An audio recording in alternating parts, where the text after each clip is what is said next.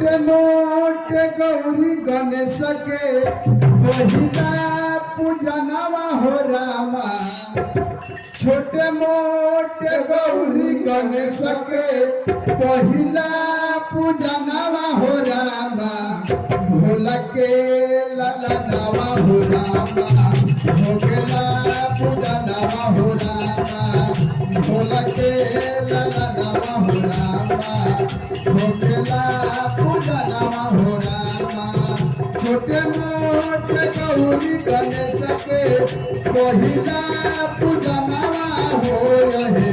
छोटे मोटे गौरी गणेश के पहिला पूजनवा हे रहे। भोला के ललनवा हो रामा। पहिला पूजनवा हो रामा। भोला के ललनवा हो रामा। पहिला पूजनवा हो रामा। भोला के ललनवा हो रामा। पहिला